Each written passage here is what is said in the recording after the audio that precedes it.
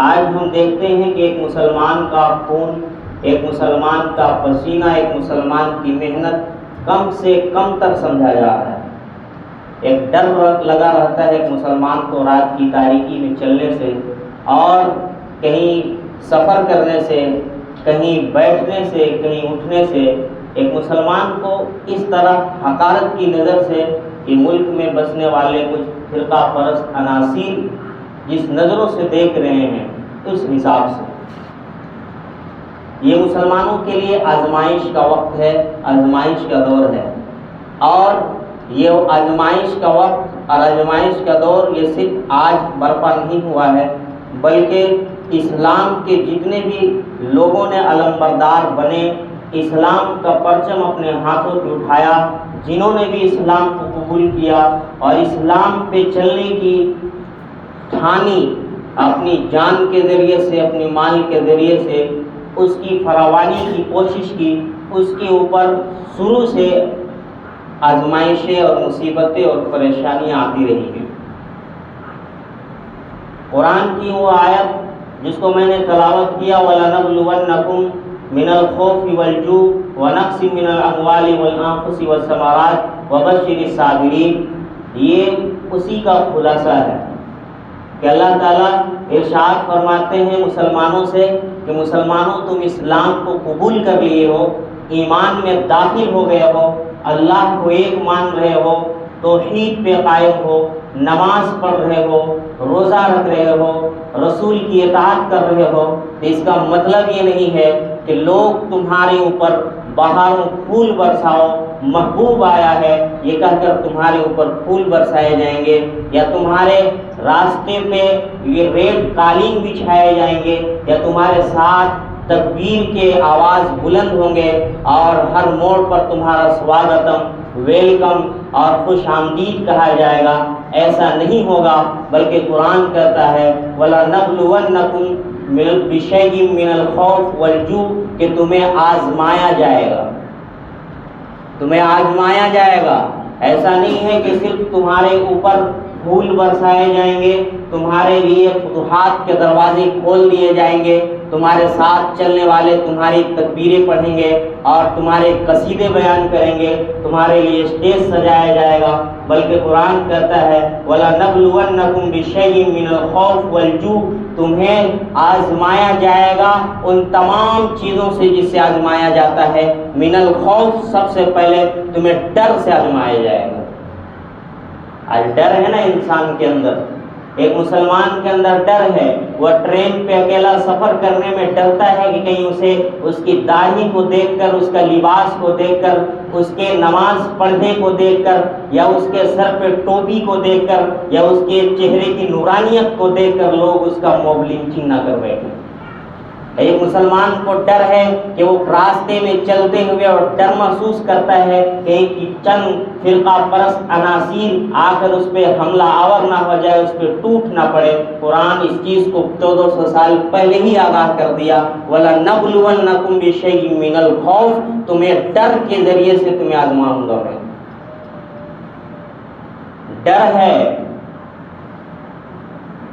ہے والخوف ڈر کے ذریعے سے، والجوع اور بھوک کے ذریعے سے بھی تمہیں آزمایا جائے گا۔ اور یہ آزمائش میرے مسلمانوں، میرے لوگوں، یہ آزمائش صرف آج نہیں ہے، بلکہ آج سے پہلے جتنے بھی لوگوں نے اسلام کا دامن پکڑا، اپنے ہاتھ کے اندر اسلام کا پرچم پکڑا، جنہوں نے اسلام کو قبول کیا، ایمان میں داخل ہو گئے، نبی کی بات کو مانا، خدا کو ایک مانا، اس کے اوپر آزمائشیں آئی ہیں۔ اور جتنے لوگ اسلام کو مانیں گے، اسلام کو قبول کریں گے، قرآن و حدیث پہ عمل کریں گے، ان کے اوپر قیامت تک آزمائش آتی رہے گی۔ حضرت نوح علیہ السلام 950 سال تک لوگوں کو دین کی دعوت دی ہے، 950 سال تک وہ اللہ کی طرف لوگوں کو بلائیں، لیکن 950 سال تک لوگوں کو دین کی دعوت دینے کے باوجود لوگ ان کے اوپر پھول نہیں برسائے، بلکہ آپ علیہ السلام کے اوپر اتنا پتھر مارا گیا، اتنا پتھر مارا گیا کہ آپ ان پتھروں پہ ڈھک جایا کرتے تھے۔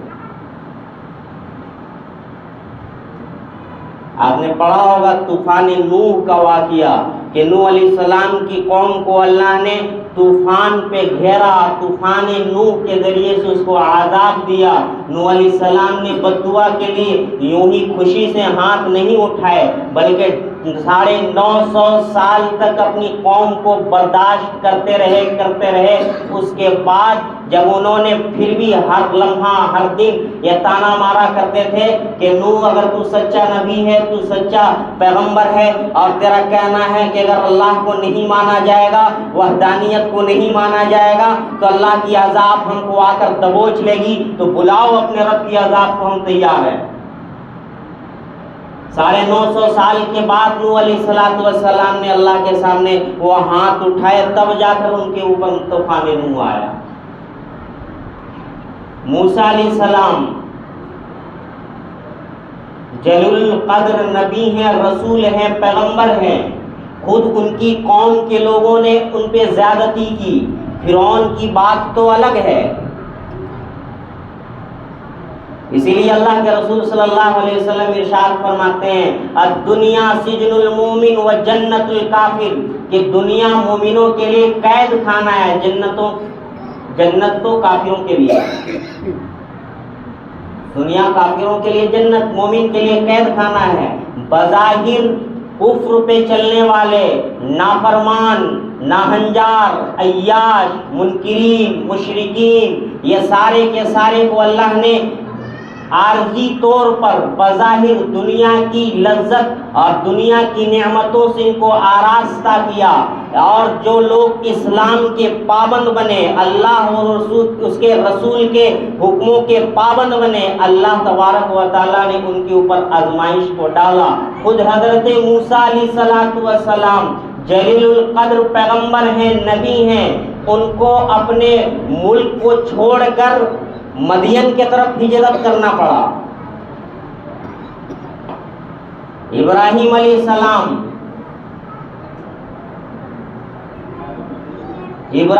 السلام کے قوم نے ان کو دہتی ہوئی آگ کے اندر ڈالا،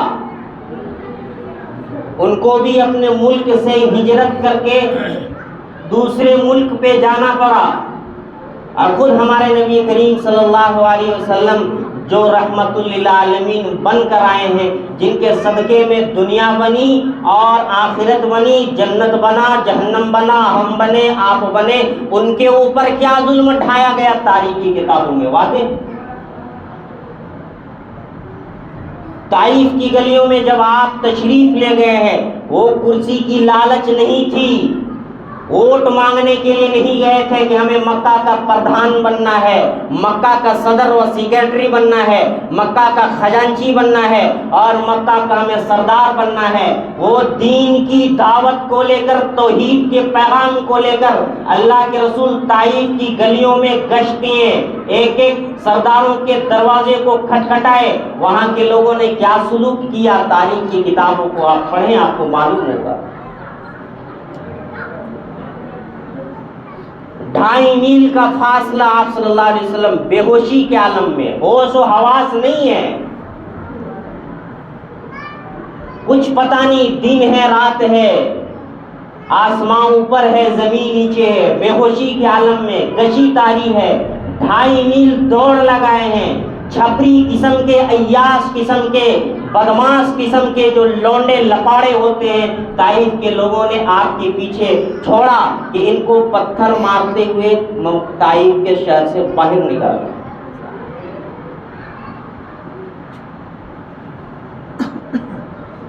قرآن کہتا ہے وَلَنَبْلُوَنَّكُمْ بِشَيْءٍ مِّنَ الْخَوْفِ وَالْجُوعِ، کہ تم صرف ایمان لے آئے ہو، تم اللہ کو مان رہے ہو، رسول کو مان رہے ہو، کتاب کو مان رہے ہو، نماز پڑھ رہے ہو، روزہ رکھ رہے ہو، حج کر رہے ہو، تو یہ سمجھو کہ ساری دنیا کے لوگ تمہارے گلے میں آ کر یوں ہار ڈالیں، اور ساری دنیا کے لوگ اپنے چھتوں پر، مکانوں پر کھڑے ہو کر تمہارے سروں پر گلاب کی پنکھڑیاں اٹھے لے اور کہیں بہارو، پھول برساؤ، محبوب آیا ہے۔ نہیں ہوگا، بلکہ وَلَنَبْلُوَنَّكُمْ بِشَيْءٍ مِّنَ الْخَوْفِ وَالْجُوعِ کہ تم ایمان لے آئے ہو تو تمہیں ڈر کے ذریعے سے تمہارے دلوں کے اندر ڈر پیدا کیا جائے گا اور اس ڈر کے ذریعے سے تمہیں آزمایا جائے گا، والجوع اور بھوک کے ذریعے سے تمہیں آزمایا جائے گا۔ تو تمہاری جو تجارت کا، بزنس کا، بیپار کا جو راستہ ہے اس کو بند کرنے کی کوشش کی جائے گی۔ 2 مہینے پہلے کمبھ کا میلہ لگا نہیں لگا؟ آپ نے دیکھا ہوگا یو پی کے اندر، یو پی کے گورنمنٹ نے اعلان نکالا نہیں نکالا، اپنے ٹھیلے کے اندر، اپنے ریڑھی کے اندر، اپنی دکانوں کے اندر نیم پلیٹ ہونا مانگتا۔ کمبھ کے میلے کے اندر آپ نہیں جا سکتے اگر آپ کا دھرم اسلام، آپ کا مذہب اسلام، لیکن یہ چیز اسلام کے اندر نہیں ہے۔ کہیں جماعت کا، تبلیغی جماعت کا اجتماع ہو، کہیں دینی جلسہ ہو، یا کہیں عید کا میلہ ہو، یا کہیں مسلمانوں کا بازار ہو، مارکیٹ ہو، کوئی بھی ذات کا، کوئی بھی دھرم کا آدمی اپنا ریڑھی، اپنا بڑھیا بستر اٹھا کر آ کر اپنا وہاں تجارت بزنس کر سکتا ہے۔ مسلمانوں کو معاشی حالات کے اعتبار سے کمزور کیا جائے گا، اور یہ آزمائش اللہ تبارک و تعالیٰ کی طرف سے ہوں گے، بذریعہ یہ ہنود ہوں گے۔ اور یہ صرف ہم پر نہیں ہوا، حضور اکرم صلی اللہ علیہ وسلم جب صفا کی پہاڑی پر اعلان لگائے، قرآن نے کہا وَأُنزِلَ بِرَبِّكَ، آپ اس چیز کو بیان کریں جس کو اللہ نے اپنے طرف سے آپ کے اوپر اتارا ہے۔ جب آپ نے اس چیز کو بیان کیا، صفا کی پہاڑی پر چڑھ کر نبوت کا اعلان کیا، لوگوں کو بتوں کی طرف سے موڑ کر اسلام کے طرف، وحدانیت کے طرف لایا، تو مکہ کے لوگوں نے مل کر ایک مشورہ کیا، تمام وہ مسلمان 3 سال تک ان کا بائیکاٹ کیا گیا۔ اور اس میں صرف مسلمان نہیں تھے، بنو ہاشم کے وہ لوگ اور ابو بنو طالب کے وہ لوگ جنہوں نے اسلام کو قبول کیا نہیں کیا، اس سے کوئی سروکار نہیں۔ اگر وہ محمد کی اور مسلمانوں کی حمایت میں کھڑے ہیں تو ان کو بھی 3 سال کا بائیکاٹ کیا گیا۔ تاریخ کے اندر آتا ہے، احادیث کے اندر آتا ہے کہ کھانے ختم ہو گئے، پانی ختم ہو گیا، لوگ پتوں کو توڑ توڑ کر اپنا خوراک بنائے، پتے ختم ہو گئے، درخت کے چھالے چھل چھل کر خوراک بنائے۔ تاریخ کے اندر آتا ہے کہ صحابہ کہتے ہیں کہ ان کھانوں کی وجہ سے جو ہمارا فضلہ جو نکلتا تھا، پخانہ جو نکلتا تھا، وہ جانوروں کی لید کی طرح ہوتا تھا۔ 3 سال تک مسلمان بائیکاٹ رہے ہیں، اللہ نہیں دیکھا۔ وہ تو حی ہے، وہ قیوم ہے، وہ بصیر ہے، وہ دلوں کی بھید کو جاننے والا ہے۔ وہ رات کی تاریکی میں کالے پہاڑ پہ کالی چونٹی، اس کے قدموں کے نشان کو دیکھنے والا ہے، چونٹی کی قدموں کی آہٹ کو سننے والا ہے، وہ نہیں دیکھا۔ وہ سبق دینے والے تھے۔ اللہ کا منشا یہ ہے، اللہ کا مقصد یہ ہے کہ رہتی دنیا تک جو بھی مسلمان ہوگا، جو بھی اللہ کو مانے گا، قرآن کو مانے گا، شریعت پہ عمل کرے گا، وَلَنَبْلُوَنَّكُمْ بِشَيْءٍ مِّنَ الْخَوْفِ وَالْجُوعِ، اس کے اوپر ڈر کے ذریعے سے، بھوک کے ذریعے سے اس کو آزمائش کی جائے گی۔ اور جب ایسے حالات کے اندر آنے والے زمانے کے اندر، اس زمانے میں جس زمانے میں صحابہ موجود نہیں ہوں گے، جس کی زندگی کو دیکھ کر اپنی آنکھوں کے ذریعے سے وہ اپنے دل کو تسلی دے سکے، یا حضور کو دیکھ کر اپنے دل کو تسلی دے سکے، ایسے حالات کے اوپر وہ کتابوں کو پڑھیں گے، تاریخ کو پڑھیں گے، اتہاس کو پڑھیں گے، تو ان کو پتہ چلے گا کہ جو ان کے حضور تھے، جو ان کے جو اسوہ تھے، جو ان کے آئیڈیل تھے، جناب محمد الرسول اللہ صلی اللہ علیہ وسلم اور ان کے ماننے والے، ان کے اوپر کیا کیا مصیبتیں اور پریشانیاں آئیں۔ اسی آیت کے اندر اللہ آگے ارشاد فرماتے ہیں وَلَنَبْلُوَنَّكُمْ بِشَيْءٍ مِّنَ الْخَوْفِ وَالْجُوعِ وَنَقْصٍ مِّنَ الْأَمْوَالِ وَالْأَنفُسِ وَالثَّمَرَاتِ وَبَشِّرِ الصَّابِرِينَ کہ صرف بھوک اور ڈر پیدا نہیں کیا جائے گا دلوں کے اندر، ان کے مالوں کو نقصان پہنچایا جائے گا، فرقہ واریت فسادات برپا ہوں گے، دکانوں پہ آگ لگایا جائے گا، مکانوں پہ آگ لگایا جائے گا، فیکٹریوں پہ آگ لگایا جائے گا، گھروں پہ آگ لگایا جائے گا، بازاروں پہ آگ لگایا جائے گا۔ وَأَنفُسِكُمْ أَمْوَالُ وَلَنَبْلُوَنَّكُمْ بِشَيْءٍ مِّنَ الْخَوْفِ وَالْجُوعِ وَنَقْصٍ مِّنَ الْأَمْوَالِ، اس کے مالوں کو نقصان پہنچایا جائے گا اور ان کی جانوں کو نقصان پہنچایا جائے گا۔ آپ دیکھیں آزادی کے بعد سے موجودہ حالات میں، موجودہ دور میں یہ گجرات میں کن کا کیا بگڑا، مظفر نگر میں کن کا کیا ہوا، بھاگلپور میں کن کا کیا ہوا، یہ قرآن کہتا ہے آزمایا جائے گا۔ والثمرات، یہاں بعض مفسرین سمجھ سے نوجوان اولاد مراد لی ہے، کیونکہ نوجوان نسلوں کو تباہ و برباد کیا جائے گا۔ اب اس کی بہت ساری شکلیں ہو سکتی ہیں، جوئے کی لت سے مسلم نوجوانوں کو تباہ و برباد کیا جائے گا، یا شراب کی لت سے، نشے کی لت سے اس کو تباہ و برباد کیا جائے گا، یا اس کے اوپر دہشت گردی کے الزام ٹھوک کر اس کو سلاخوں کے نیچے دبایا جائے گا، اس کو کالی کوٹری پہ بند کیا جائے گا۔ یہ ان حالات کو برپا کر کر اللہ تبارک و تعالی ارشاد فرماتے ہیں ایسے حالات ہوں گے مسلمانوں کو آزمایا جائے گا۔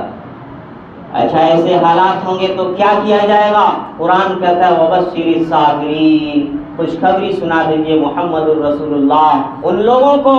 جو صبر کرنے والے ہیں، ایسے حالات میں جو صبر کے ساتھ، استقامت کے ساتھ اپنی ایمان پر، اسلام پر جو ڈٹے رہیں گے، ان کو صبر سنا دیجئے، خوشخبری سنا دیجئے۔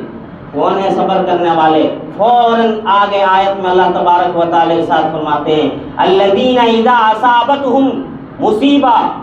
قالوا انا للہ وانا الیہ راجعون،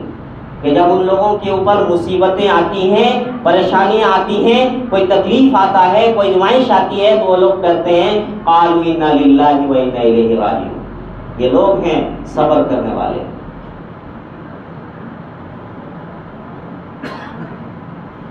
اور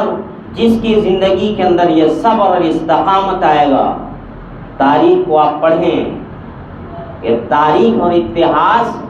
یہ صرف کتابوں میں پڑھنے کے لیے اور دماغ پہ بیٹھا کر رکھنے کے لیے نہیں ہے، بلکہ زندگی گزارنے کا ایک طریقہ، ایک اصول اور ایک ضابطہ ہوتا ہے۔ آپ تاریخوں کو پڑھیں، آپ کو معلوم ہوگا کہ حضور اکرم صلی اللہ علیہ وسلم جن کا عزیز شہر مکہ المکرمہ، آپ صلی اللہ علیہ وسلم کو وہاں سے ہجرت کرنے پر مجبور کیا گیا۔ آپ جب ہجرت کر کے مکہ سے مدینہ وہ جا رہے ہیں، آپ مڑ مڑ کر مکے کی طرف دیکھ رہے ہیں اور رو رو کر یہ کہہ رہے ہیں کہ شہر عزیز،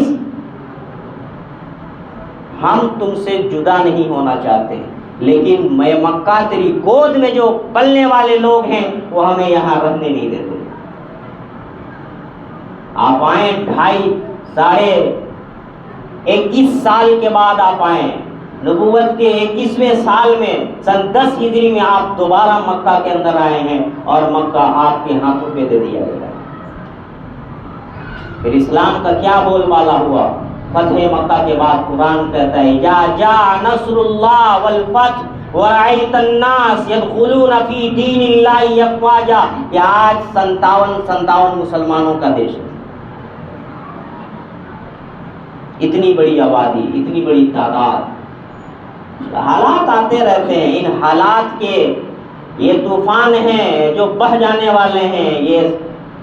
لہریں ہیں جو اڑ جانے والے ہیں۔ ان حالات سے، ان طوفانوں سے مسلمانوں کو گھبرانا نہیں چاہیے۔ حالات جو بھی ہوں، جیسے بھی ہوں، اپنے ایمان کو، اپنی استقامت کو مضبوط کریں اور اللہ تبارک و تعالیٰ پر بھروسہ کریں، امید رکھیں، کیونکہ حالات انہی کے اوپر آتے ہیں جو حالات کو جھیلنے کی جن کے اندر طاقت و ہمت ہوتی ہے۔ پیڑ ہوتا ہے نا، آم کا پیڑ، ابھی دیکھیں جس آم کے پیڑ پہ آم پھلل ہے، آپ کے اموا کے جو چھوٹے چھوٹے بچے انہی پہ پتھر ماریں گے جس پہ پھل ہوگا، جس پہ کچھ ہے نہیں اس کو کون پوچھتا۔ حالات انہی کے اوپر آتے ہیں جو حالات سے لڑنے کی طاقت و قوت رکھتے ہیں۔ اللہ تبارک و تعالی ہم سبھی کو کہنے سننے زیادہ عمل کی توفیق عطا فرمائے، سنتوں سے فائد ہو جائے۔